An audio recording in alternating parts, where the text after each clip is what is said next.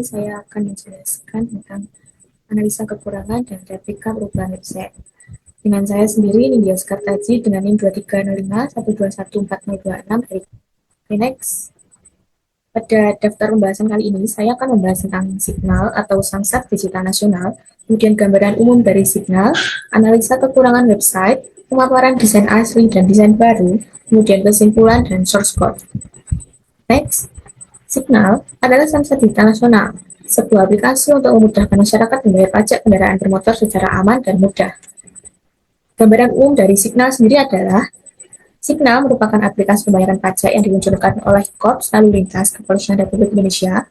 Aplikasi Signal merupakan penyempurnaan atas aplikasi pembayaran pajak tahunan atau Samonas yang sebelumnya pernah digunakan pada tahun 2019 sampai dengan akhir tahun 2020.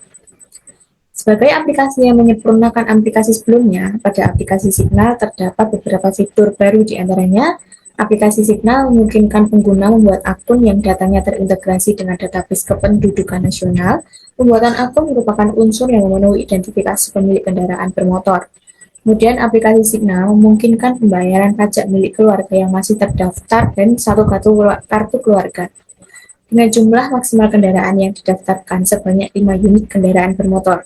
Kemudian, aplikasi Signal menyediakan fitur pengesahan STNK secara elektronik. Sudah ada menu e-pengesahan yang muncul secara otomatis setelah pembayaran pajak kendaraan berhasil dilakukan.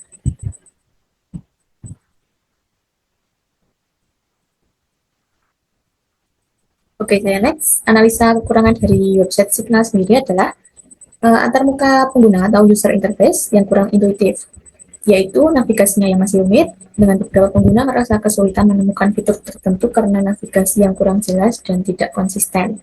Kemudian responsivitas kurang optimal, di mana website belum sepenuhnya responsif, terutama saat diakses melalui perangkat mobile.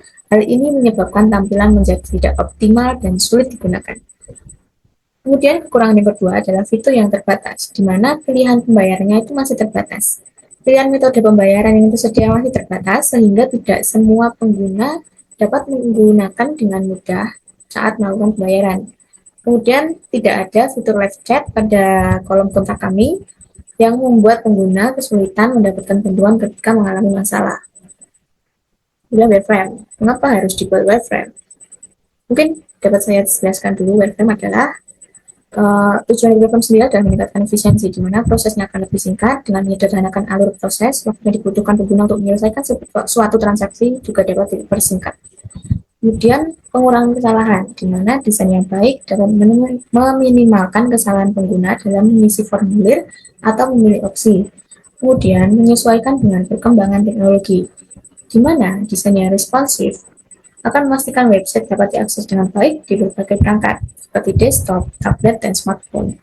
Kemudian aksesibilitas, di mana desain yang sesuai dengan standar aksesibilitas memungkinkan semua pengguna, termasuk pengguna dengan disabilitas, untuk mengakses website-nya dengan mudah. Berikut adalah contoh desain wireframe yang saya buat dengan platform Canva. Di sini ada baik pembayaran, kemudian ada kontak kami, di mana user dapat mengisikan nama, email, dan pesan ketika terjadi sebuah masalah. Next, ini ada informasi lain. Melakukan beberapa tujuan seperti Bigfoot, misalnya SPT, konsultasi pajak, dan laporan pajak. Dan ini adalah baik pembayaran. Hasil dari wireframe tadi menghasilkan tampilan web baru dengan desain seperti ini. Menggunakan menu navigasi utama, menampilkan informasi penting, misalnya layanan populer, berita terbaru dengan lebih jelas, menambahkan fitur pencarian yang lebih intuitif. Kemudian halaman layanan, yaitu menjelaskan detail manfaat dari website Signal sendiri. Kemudian halaman pembayaran, menampilkan ringkasan pembayaran dengan jelas, menyediakan berbagai pilihan pembayaran yang populer. Kemudian pada page kontak, yaitu sarana komunikasi digital antara user dan operator, serta kritikan maupun saran dari user. Kesimpulannya adalah membuat ulang desain wireframe atau tampilan website samsat digital nasional merupakan langkah krusial dalam meningkatkan kualitas pelayanan publik. Desain yang baik tidak hanya sekadar estetika, tetapi juga berperan penting dalam meningkatkan efisiensi kepuasan pengguna dan kredibilitas layanan.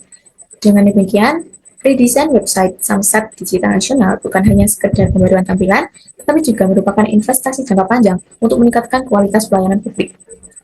Next, berikut merupakan source code yang saya masukkan ke dalam HTML, CSS, JavaScript, dan Bootstrap. Terima kasih. Kurang lebihnya saya mohon maaf. Sekian dari saya. Wassalamualaikum warahmatullahi wabarakatuh.